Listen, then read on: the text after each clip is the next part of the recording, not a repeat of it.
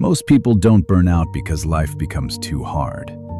They burn out because they become too reachable. At some point, being quick to reply, easy to rely on, and always available stops being a strength.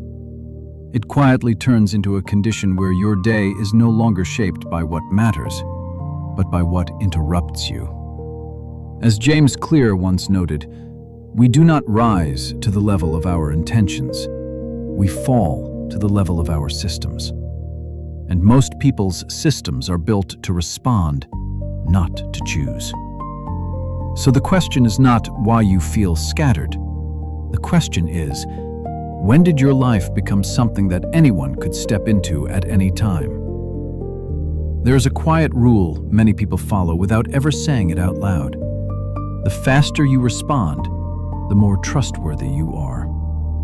In a typical Monday, 9:12 a.m. Slack channel at a New York startup, the first person to reply sets the tone, and the rest rush to match it. By the time the clock hits 11:47 p.m. on a Wednesday, someone is still answering emails just to prove they are still on. It feels like discipline. It feels like responsibility. But it is also training. We grow into roles that reward availability before they reward judgment. A good employee is the one who answers quickly, not the one who pauses and chooses carefully. A reliable friend is the one who always shows up, not the one who knows when to step back. Over time, the line shifts. Being present becomes being constantly reachable, and being constantly reachable becomes a quiet condition for being accepted. This is not random. In many American workplaces, responsiveness is treated as a signal of character. A manager sends a message at 8:03 p.m. on a Friday, and the unspoken test begins. Do you answer now, or do you wait until Monday? The person who answers now is often seen as committed. The one who waits may be seen as distant. No one says it directly, but everyone learns it quickly. As Cal Newport wrote in Deep Work, busyness as a proxy for productivity is common in knowledge work. That line lands harder when you notice how often speed replaces thought. You reply fast, you accept quickly, you stay available. And each time, it earns a small, almost invisible reward: approval, trust, inclusion. It does not stop at work. The same pattern shows up in family and social roles. A good parent answers every call from school without hesitation. A supportive partner replies to every message within minutes. A dependable sibling never lets a request sit unanswered overnight. These expectations are rarely written down, but they are reinforced every day through small reactions, small praises, small silences. Over time, something subtle happens. You stop asking whether a request deserves your time. You start asking how quickly you can respond. The question shifts from, "Is this important?" to, "Will I be seen as reliable if I do this now?" That shift is where the pressure begins to build. In Silicon Valley, companies like Meta and Google, internal communication tools make this even more intense. Messages stack up in real time. Notifications blink. Threads move forward whether you are ready or not. If you do not respond, you feel like you are falling behind, not just in work, but in visibility. And visibility becomes tied to value. The result is not just a full calendar. It is a constant, low-level alertness. You are not only doing tasks, you are maintaining an image, the person who can be counted on, the person who does not delay, the person who is always there. That image feels stable, but it comes with a cost that is rarely named. As sociologist Arlie Hochschild noted in her studies on work and emotion, the managed heart becomes part of the job. What she observed in the 1980s has only intensified. It is no longer just about managing how you feel. It is about managing how quickly you respond, how available you appear, how consistently you signal that you are still engaged. And this is where many people misread their own exhaustion. They look at their schedule and think the problem is volume. Too many meetings, too many tasks, too many requests. But often, the deeper strain comes from something else. The need to stay visible, to stay responsive, to stay acceptable in the eyes of others. By Thursday afternoon around 3:30 p.m., when your focus begins to dip, it is not just fatigue from work. It is the weight of staying on for days without a real pause. Even when no one is asking anything from you in that moment, your attention is still slightly tilted outward, waiting, ready, alert. And the hardest part is this: it does not feel forced. It feels chosen. You tell yourself you are being responsible. You tell yourself this is what good people do. But underneath that, there is often a quieter fear, the fear of losing your place, your role, your sense of being needed. So the question is not only how much you are doing, it is what you believe you must keep proving. When you answer immediately, accept without pause, and stay constantly available, what are you protecting? Your work or your image within it? Because at some point, the pattern becomes self-sustaining. Even when no message arrives, your mind keeps checking. Even when no one asks, you prepare to respond. And that leads to a harder question, one that does not have a quick answer. Are you living by values you chose deliberately, or by roles that once helped you belong? There are days that feel strangely heavy, even when nothing dramatic has happened. You did not sit through a crisis. You did not receive terrible news. You were not asked to carry anything obviously unbearable. Yet by 8:40 p.m., your mind feels blunt. Your patience is shorter than it should be. And even a simple question can feel like one demand too many. A Slack ping, 27 unread emails in Gmail, a dentist appointment still sitting in Google Calendar, a text you meant to answer at lunch, and a bill you glanced at in the kitchen can do that more easily than most people realize. That is partly because the mind does not get tired only from what is difficult. It also gets tired from what remains unsettled. A hard conversation that is finished can leave less residue than a small conversation that is still pending. A project due next month can feel lighter than a message you should have answered yesterday. A clean decision, even a painful one, often costs less than a delay that keeps asking for attention. So a person can move through an ordinary Tuesday carrying no disaster at all and still feel inwardly crowded. Think about how a day begins to fill in this way. At 9:12 a.m., there is one email you flag and plan to answer later. By 1:25 p.m., there are 14 open tabs across Chrome, 2 messages you have reread without replying, and 1 form saved halfway because you needed a number you did not have.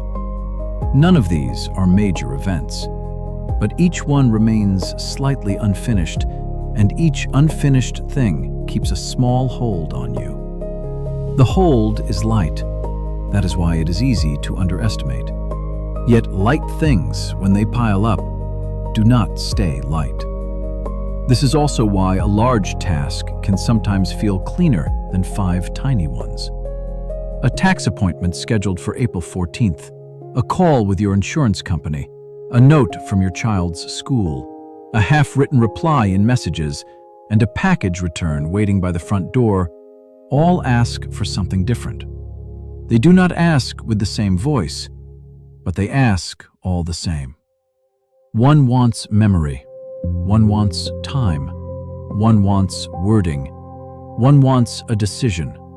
One wants you to remember again tomorrow if you still do not act today. By evening, It can seem as though your mind has been speaking in too many directions at once. This is where many people misread their own fatigue. They assume they are weak because the list was not even that serious. They assume they should have handled it better because nothing on paper looked overwhelming. But the list on paper is not the full experience. The experience includes every return your attention had to make. It includes the unfinished reply in Outlook, the 3 reminders you swiped away on your iPhone, the prescription refill you still need to order from CVS, and the quiet effort of trying not to forget any of it. That effort counts, even when nobody sees it. There is another cost as well. Unfinished things do not simply wait in silence. They color the next thing you do. A conversation at dinner is thinner because part of you is still holding on to the message you have not answered. A page of reading feels dull because some part of your attention is still standing near the unresolved task from the afternoon. You are physically in one place, but mentally you keep being pulled back toward what was left hanging. The mind does not divide itself cleanly. It frays. By the time 11:18 p.m. arrives, many people are not tired only from action. They are tired from suspended action, from maybes, from later, from almost. And this is why ordinary life can feel harder than it looks from the outside. Not because everything is too large, but because too much of it is still open. A day full of loose ends can burden a person more than a day with one clear demand. Still, even that is not the beginning of the story. Those unfinished things do not grip you on their own. Something in you responds to them before any reply is sent, before any task is completed, before any decision is visible to anyone else. And that quieter movement, the one that starts before action, is where the deeper strain begins. Most people believe they choose their reactions in the moment. They imagine there is a clean space between what happens and what they do. But that is rarely how it feels at 10:43 p.m. when an email from your boss appears on Outlook with the subject line, "Need this first thing." By the time your hand reaches for the phone, something in you has already leaned forward. The reaction has not fully spoken yet, but it has already begun. A short message from a partner can do the same thing. One line, no emoji, no warmth, just, "Okay." And suddenly the body changes before the mind catches up. The shoulders tighten, the breath shortens, the attention narrows. The screen is still in your hand, but you are no longer only reading words. You are already preparing a defense or an apology or a second message you have not typed yet. In that sense, the reply you send is often the final part of something that started several seconds earlier. This is why a person can say, "I don't know why I snapped," even when the snap felt immediate. The moment that looked sudden was not sudden at all. It was prepared in silence. A tone in a Zoom meeting at 2:17 p.m. can start it. A voicemail from your mother at 6:08 p.m. can start it.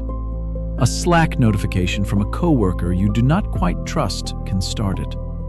The mind fills the gap quickly. I am being judged. I am about to disappoint someone. If I do not fix this now, it will get worse. By then, the body has already picked a direction. William James wrote that the greatest weapon against stress is our ability to choose one thought over another. That line sounds calm on paper. In real life, it is more uncomfortable than it sounds because thought is often chosen before we notice that it was chosen. The first interpretation arrives fast, and it usually arrives wearing the clothes of certainty.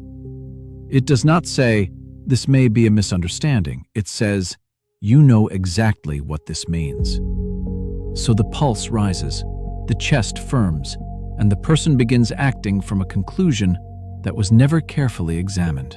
You can watch this happen in small scenes that seem too ordinary to matter. A supervisor at 8:26 a.m. writes, "Can we talk later?" And the rest of the morning changes shape. Nothing else has happened yet. No criticism, no conflict, no loss.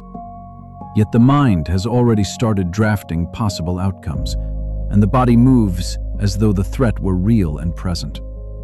The same thing happens when an unread text sits in messages, when a seen receipt appears on Instagram, or when someone in a family group chat answers everyone except you. The event is small, the inward movement is not. That is also why advice like "just stay calm" often fails. Calm is not usually lost when words come out. It is lost earlier, when meaning is assigned too quickly, and the body begins organizing itself around that meaning.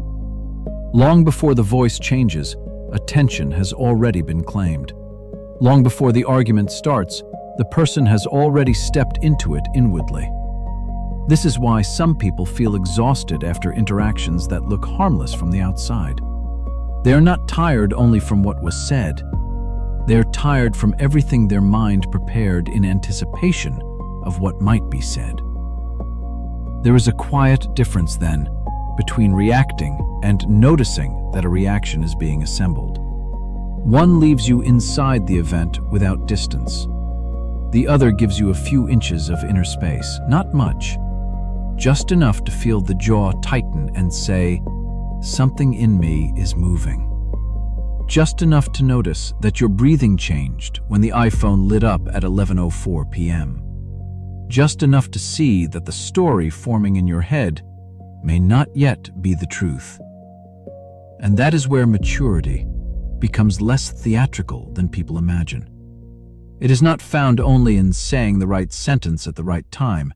It is found earlier, in recognizing when your body has entered a conversation before your judgment has.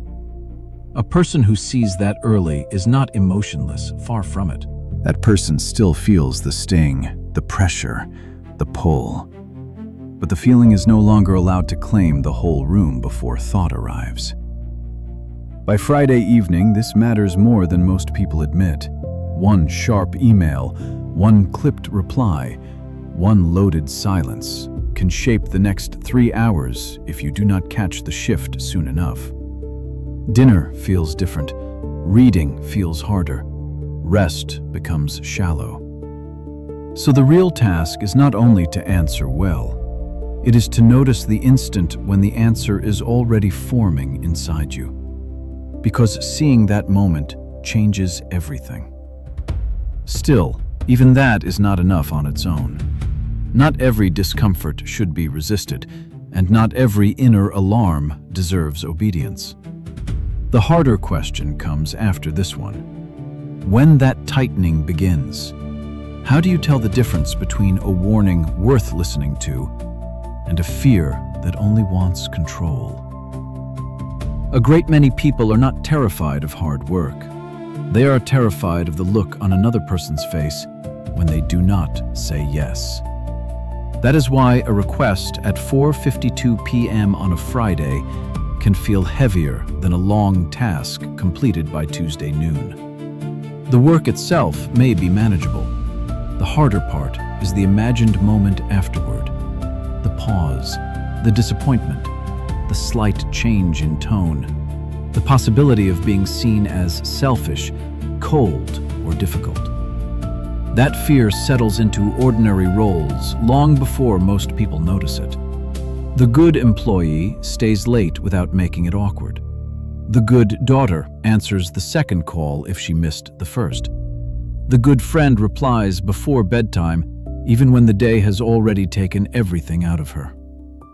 In the United States, these roles are often praised in small, almost harmless ways. "You're always so dependable. I knew I could count on you. You never make things harder." Those lines sound warm. They can also become a quiet cage. By the time a person reaches Thursday evening, they may no longer know whether they are acting from conviction or from fear. They do not answer because every request matters. They answer because silence now feels dangerous. And once silence feels dangerous, rest begins to feel guilty. A slow reply feels rude. A postponed favor feels moral failure. A simple "not tonight" can feel heavier than an actual burden. This is where the cost becomes deeper than schedule. It is no longer only about hours.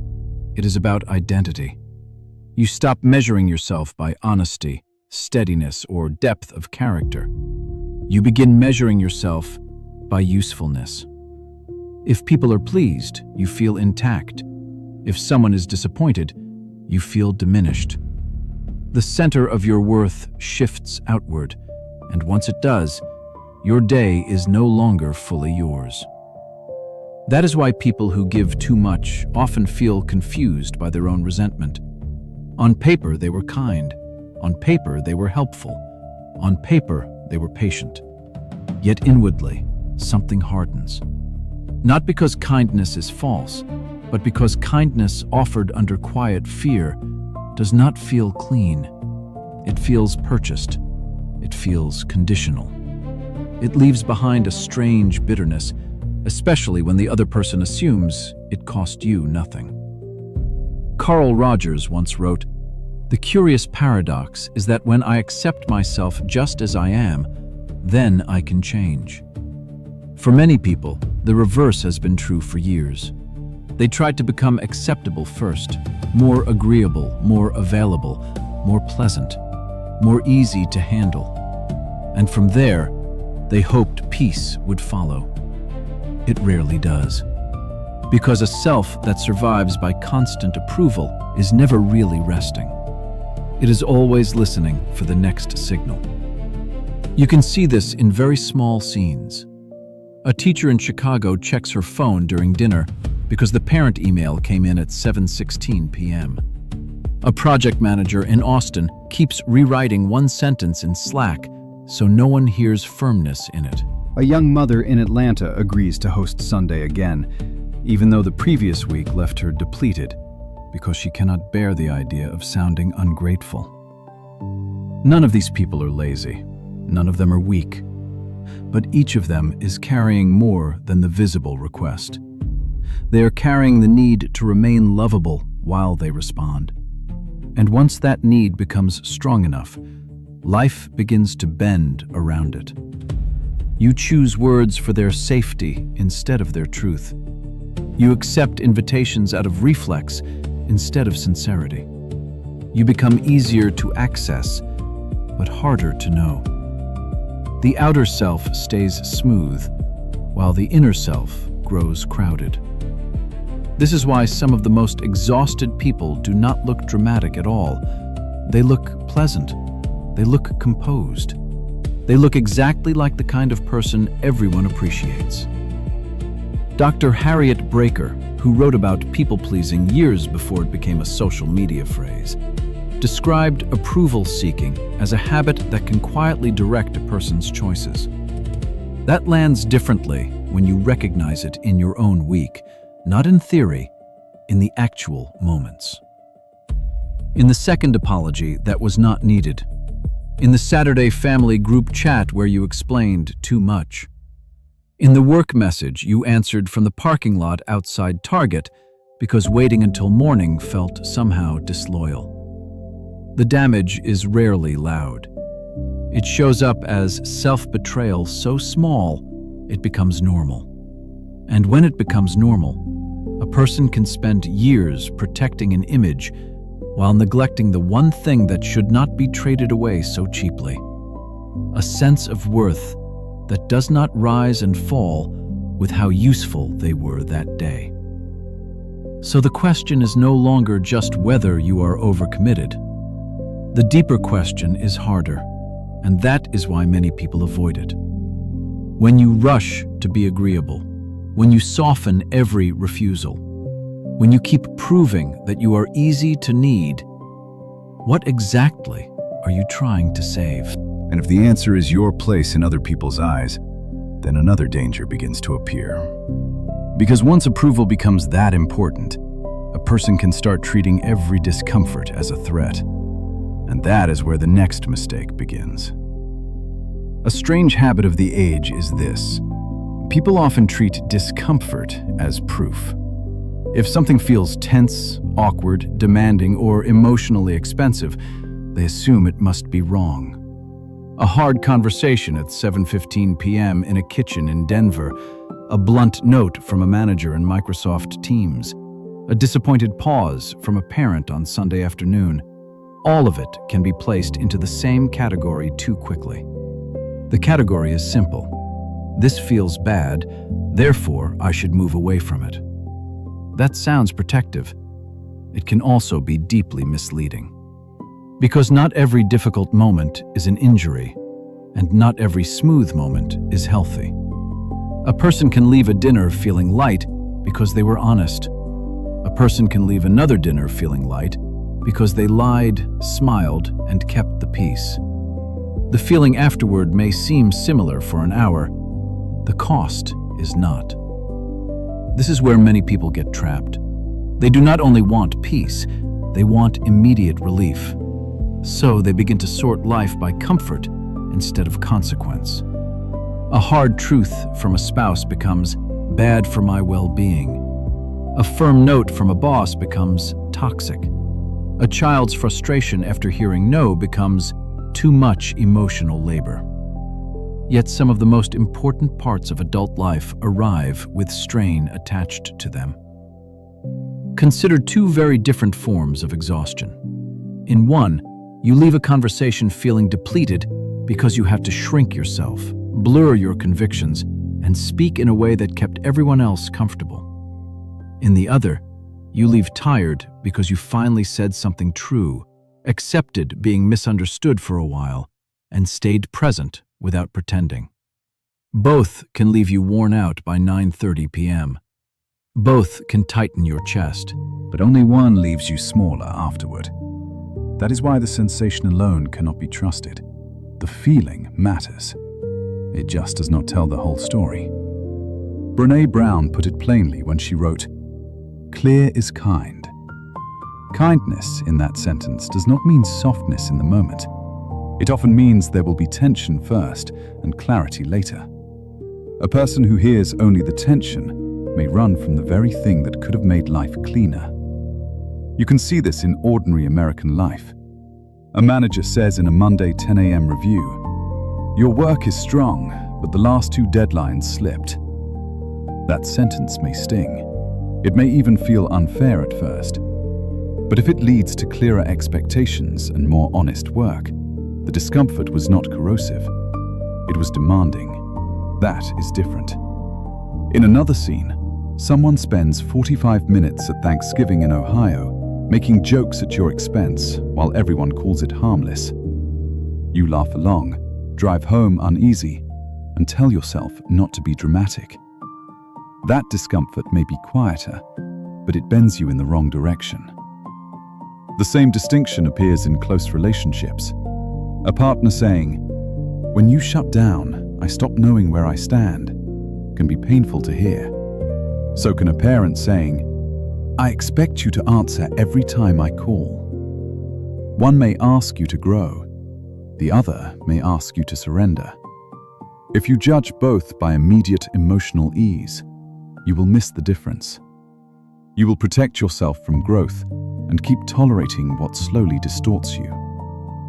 A useful question then is not simply, "Did this upset me?"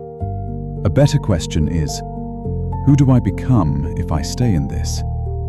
Do you become more honest, more stable, more able to carry the weight of real life without performance?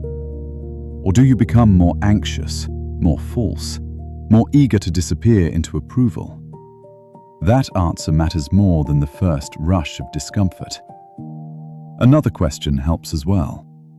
After this exchange, did you feel invited into adulthood or pushed into self-erasure? Did the tiredness come from holding your shape under strain, or from abandoning your shape to keep things easy? These are not poetic distinctions. They change the direction of a life. One kind of strain builds steadiness. The other teaches you to betray yourself elegantly. Psychologist Susan David, who writes about emotional agility, has argued that discomfort is often the price of a meaningful life. That does not mean every painful interaction is noble, far from it. It means pain by itself proves very little. A raised voice in a Boston apartment at 8:48 p.m., a correction in a Google Meet call, a child crying after being told no, a friend going quiet when you finally speak plainly. None of these moments can be judged well by comfort alone. A life with integrity does not require the removal of all friction. It requires better judgment about which friction is asking something worthy of you and which friction is slowly teaching you to disappear. That is the harder test. It asks more than sensitivity. It asks honesty. And even when a person learns that difference, another difficulty remains. Because some lives are arranged in ways that keep people off balance, no matter how clear they become. There are places, households, and jobs where strain is not an exception. It is the air. There are seasons when a person blames himself too quickly. He says he is too reactive, too distracted, too tired, too unable to hold his center. He treats the whole problem as a private failure. Yet that is not always honest. Some places do not break you in a dramatic way. They do something quieter. They train you to live at a speed that keeps your mind slightly off balance, then call that normal. Think of 2 ordinary workdays in the United States. In one, a nurse at Houston Methodist moves through a 12-hour shift where urgency is real, but it is at least visible. In the other, a project manager in Midtown Manhattan spends a day inside Slack, Zoom, and email with no single emergency, yet with 30 small demands arriving before 10 a.m. One life is intense. The other can look harmless from the outside. Yet the second kind of day often leaves a different residue, because the mind is never allowed to fully arrive anywhere before something else begins pulling at it. That matters more than most people realize. A mind can endure pressure better than it can endure constant interruption. A hard meeting at 2 p.m. is one thing. A day divided into fragments is another. The first asks for effort. The second makes depth nearly impossible. And when that kind of fragmentation repeats for months, a person can begin to confuse adaptation with health. This is why some environments feel strangely exhausting, even when no one is openly cruel. The pace itself becomes the problem. The expectation itself becomes the pressure. Microsoft's 2023 Work Trend Index reported that many workers feel they lack enough uninterrupted focus time, and anyone who has watched a morning disappear into pings understands why that matters. By 8:13 a.m., a phone lights up. By 8:17, a calendar reminder appears. By 8:20, there is a follow-up message that says, "Just bumping this." None of those moments is heavy on its own. Taken together, they teach the mind that everything must be met instantly, even when almost nothing deserves that status. Family life can do something similar, though it often hides behind warmer language. In one home, a person can say, "I'll call you back tonight," and that is treated as ordinary adulthood. In another, a missed Sunday call becomes a moral event. A delayed reply is read as distance. A quiet evening is read as neglect. The pressure there may not sound corporate, but it can shape a person just as powerfully. He learns that being good means being reachable. He learns that pause looks selfish. He learns that a little space must always be explained.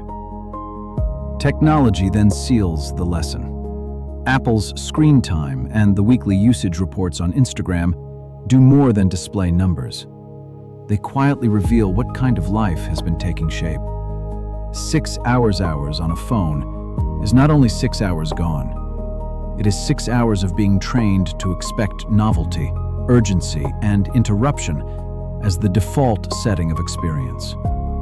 A person who checks Slack at red lights, clears email in grocery store lines, and scrolls before sleep is not merely using apps. He is rehearsing a way of being in the world. He's becoming easier to summon and harder to settle. That is why fairness matters here. Not everyone who feels scattered is weak.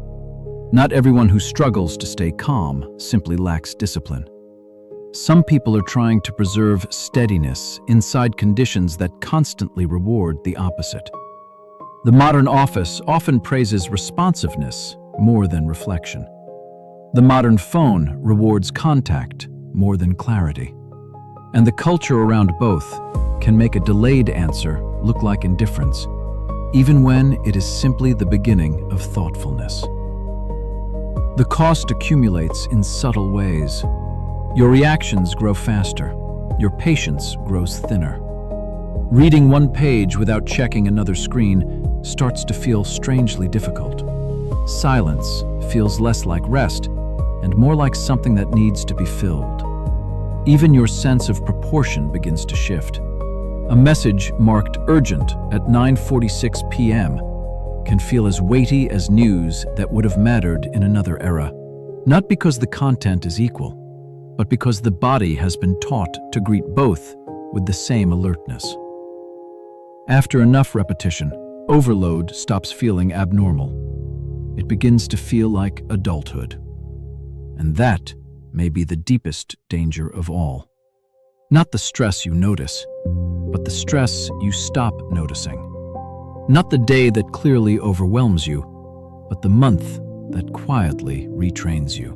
A person can live inside a badly timed world for so long that he no longer asks whether it deserves access to his mind in the first place. So there are moments when the right question is no longer, why can't I handle this better? The better question is whether the life around you has been arranged to keep you in a permanent state of partial attention. Because when that goes on long enough, your mind does not merely feel crowded. It begins to accept crowdedness as reality. And once that happens, what you notice each day starts to decide what kind of world you believe you live in. A crowded day does more than wear you down. It quietly tells you what matters. And if you let that lesson repeat long enough, your mind begins to treat interruption as importance, urgency as meaning, and noise as reality. William James wrote in 1890 that our experience is what we agree to attend to. That line is older than the smartphone, older than email, older than the red badge on iPhone apps. Yet it speaks directly to a modern life in which a person can wake at 6:30 a.m., check Gmail before getting out of bed, glance at Instagram while coffee brews, and arrive at work already feeling that the day belongs to other people. Not because anything terrible happened, because attention had already been claimed before thought had fully begun. This is a quieter danger than exhaustion. A person usually notices when he is tired. He notices when he is angry. He notices when he is overwhelmed. But he may not notice when he has begun to take the wrong things seriously, simply because they appear first, flash louder, or arrive more often. Consider 2 days that each contain the same 24 hours.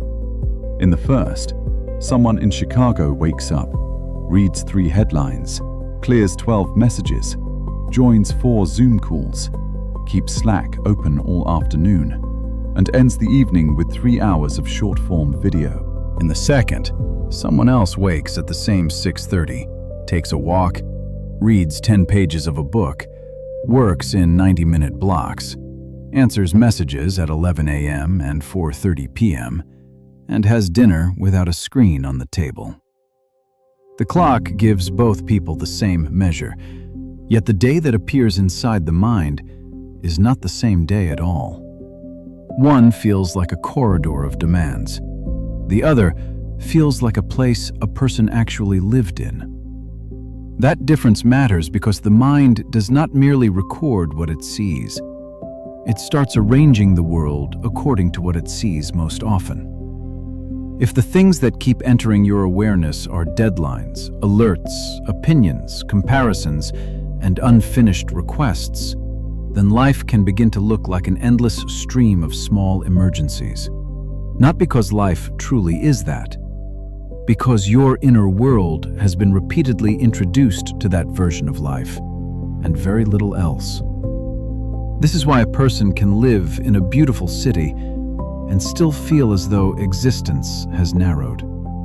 He may be in Seattle in October, with trees turning color and cold air finally returning, yet barely register any of it, because his mind has spent the day moving between inboxes, dashboards, and low-level tension. The loss there is not just peace. It is contact with reality beyond pressure. It is the slow disappearance of proportion.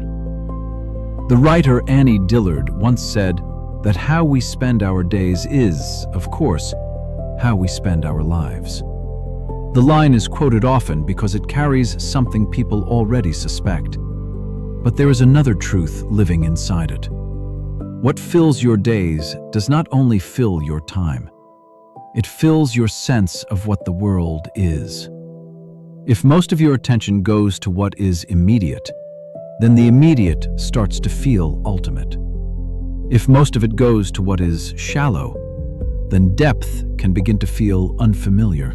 If most of it goes to what other people want right now, then your own life can start to feel strangely distant, even while you are the one living it. And this is why the problem runs deeper than productivity. It is not merely that distraction makes you slower. It is that repeated distraction can make the trivial look central.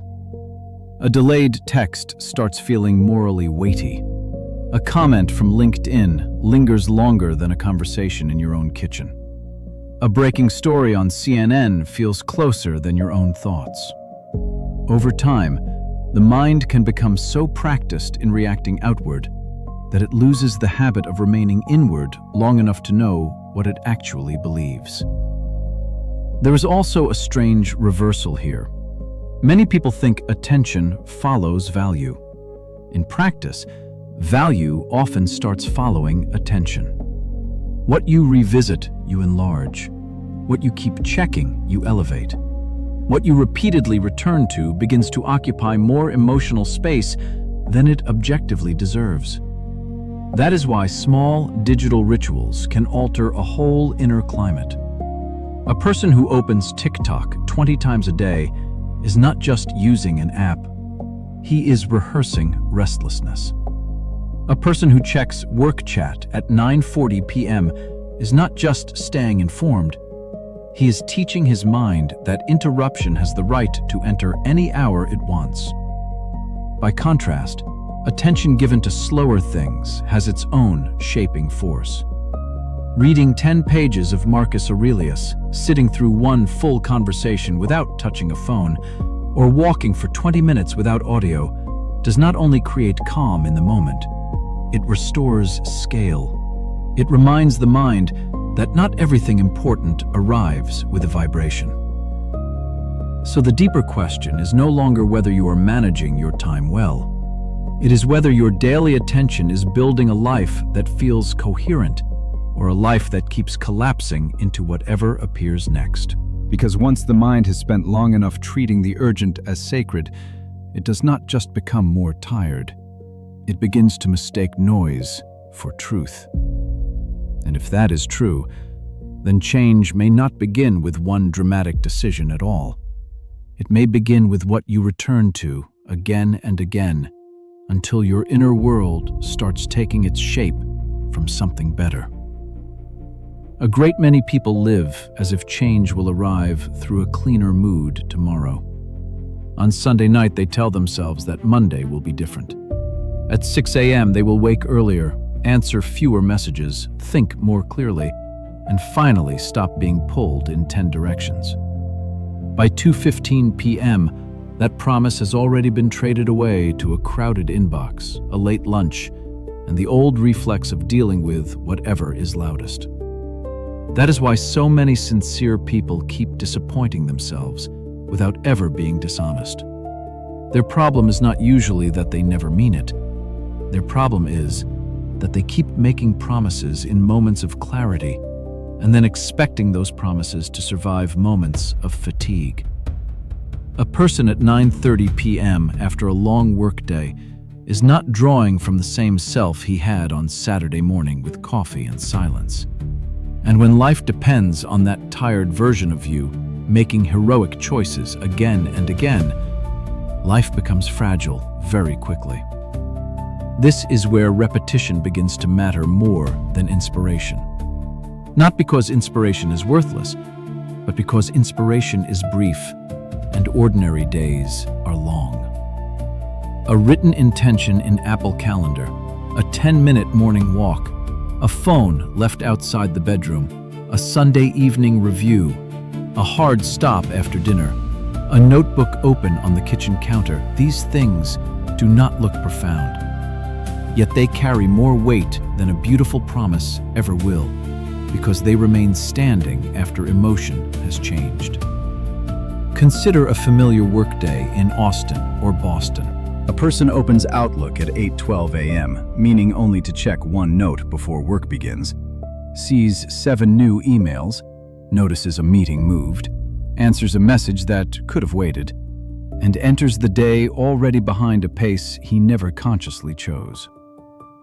Later he tells himself he lacked discipline, but discipline was asked to rescue a day that had already tipped. The earlier choice mattered more than the later regret. That is the quieter truth many people miss. The hardest decisions are rarely lost in grand moments. They are lost in the small minutes before the day has taken its shape. If there is no settled way to begin, then the world begins for you.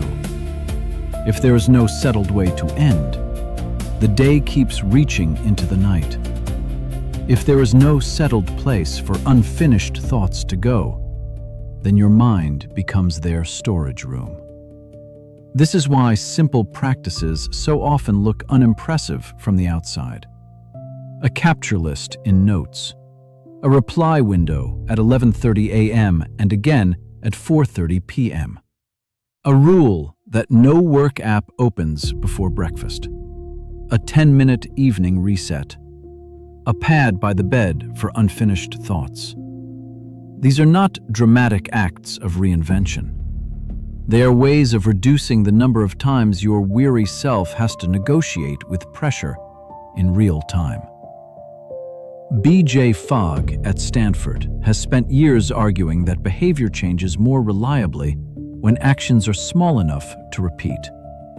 That matters here because many people are trying to build calm with tools suited for intensity. They attempt a total restart, fail by Wednesday, and then take the failure as proof that they are inconsistent by nature. But the deeper issue is often simpler. Their days ask too much from willpower and too little from preparation. There is a difference between living by repeated support and living by repeated rescue.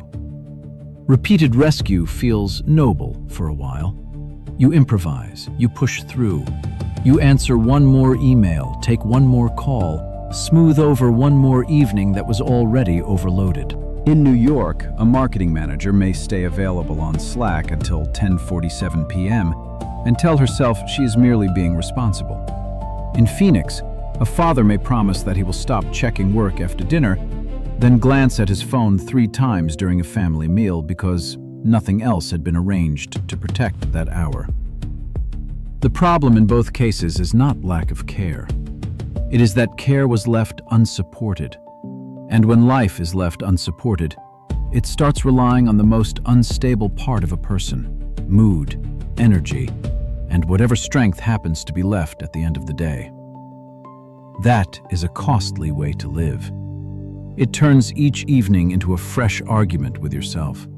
It keeps peace dependent on how tired you are, how praised you felt, or how chaotic the last meeting happened to be. By contrast, repeated support does not make a person rigid. It makes him less available to drift.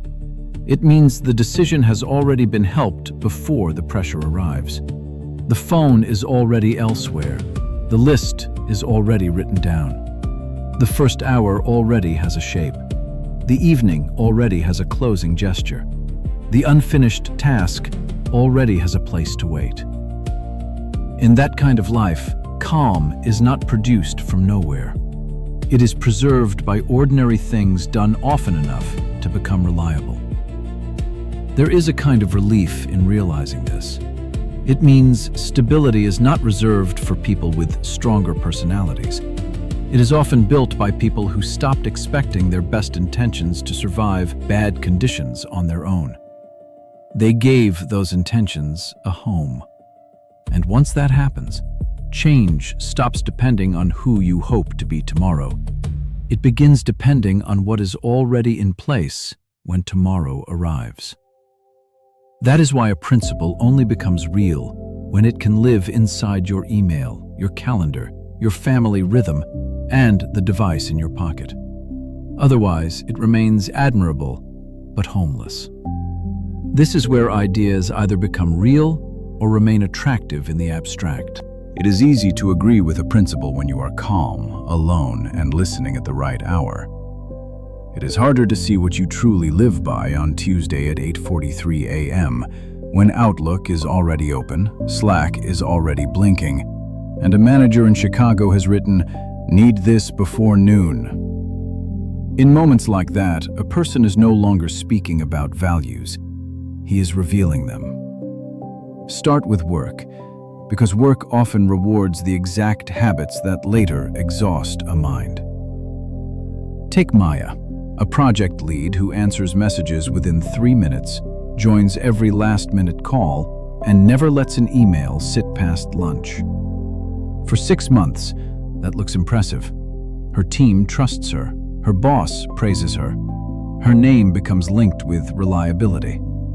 But by 2:10 p.m., her day has usually been broken into fragments, and by 4:45 p.m., the task that required depth is still waiting for a version of her that no longer exists. That is why the same outward behavior can mean very different things. One person replies quickly because the matter is truly urgent. Another replies quickly because silence makes him uneasy.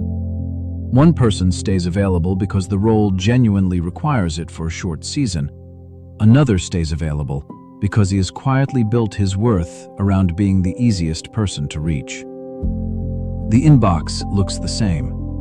The inner cost does not. Work reveals this with unusual clarity. A fast reply can solve a real problem, especially in healthcare, logistics, or a tight launch week. Yet constant fast replies can also create a life where nothing difficult receives your best mind. Cal Newport has argued for the value of deep work, not because busyness is evil, but because attention scattered all day cannot produce the same quality as attention held long enough to think. So the real question at work is rarely, did you respond? It is often, what kind of worker are you training yourself to become? The second place this becomes visible is at home, because family and intimacy can hide avoidance inside kindness. Consider Daniel, who hears his partner say at 6:20 p.m., "We need to talk about what happened on Saturday." He smiles, says, "Not tonight. Let's keep the evening peaceful." Helps with dinner, laughs at the right moments, and tells himself he is protecting the mood of the house. But sometimes that softness is not love. Sometimes it is fear wearing good manners. The same is true with parents, siblings, and adult children. A daughter who says yes to every Sunday request may look loving from the outside. A son who never corrects a hurtful family joke may look respectful. A husband who changes the subject each time money comes up may look calm. Yet at times that calm is purchased by leaving the real issue untouched month after month. Dr. Harriet Lerner wrote that clear speech in close relationships is often the price of real closeness. And that matters because peace without honesty can become a polished form of distance. So once again, the visible act is not enough. Being agreeable may come from maturity, or it may come from the wish to avoid disapproval. Keeping quiet may come from wisdom, or it may come from the fear of being seen as difficult. Saying it's fine at 9:15 p.m. after a long day may preserve a moment, or it may teach everyone around you that your deeper truth will always step aside first. The sentence is small. The effect accumulates. Then there is the phone, which is more revealing than many people want to admit because it does not simply take time. It teaches priority. An iPhone screen time report that says 4 hours, 38 minutes is not interesting only because of the number. It matters because those hours were made of hundreds of tiny permissions. One glance at 7:05 a.m., one swipe while waiting in line, one reflex check at 11:17 p.m., one short visit to Instagram that quietly became 12 minutes. Over time, those permissions teach your mind what deserves immediate notice. And that is why the phone is not just a device. It is often a daily tutor. If the first thing you meet each morning is urgency, commentary, updates, and other people's needs, then your inner life begins the day in reaction. If every pause is filled before it can deepen, then silence starts to feel unnatural. If each moment of discomfort sends your thumb back to the same glowing screen, then rest itself becomes harder to recognize. The issue is not merely screen time. It is the order of importance being rehearsed again and again. Across all three places, work, family, and the phone, the central point remains the same. The same behavior on the surface can come from steadiness, fear, duty, guilt, avoidance, generosity, or habit. Answering fast, staying pleasant, checking often. None of these acts explain themselves. They have to be read in light of what they are building inside you and what they keep interrupting. That is why these ordinary places matter so much. They expose whether your days are being guided by choice or by whatever presses first, glows first, speaks first, or frowns first. They show whether reliability has become service with purpose or surrender without thought. And after all this, the final question is not how much strength you managed to save. It is something deeper than that. In the end, this was never only about being tired. It was also about what your days keep rewarding without asking your permission. On Tuesday at 8:43 a.m., when Outlook is open before your coffee is finished, and on Sunday at 6:20 p.m., when your phone lights up beside the dinner plate, life is quietly teaching you what matters most. Not in theory, in repetition. That is why so many people think they are trying to manage time when they are really trying to preserve approval. They say yes a little too quickly, reply a little too early, smooth over a little too much, and call it being responsible. But after a while, responsibility is no longer the whole story. It becomes a way of staying acceptable in the eyes of other people, even when the cost is that your own mind no longer feels like a place you fully inhabit.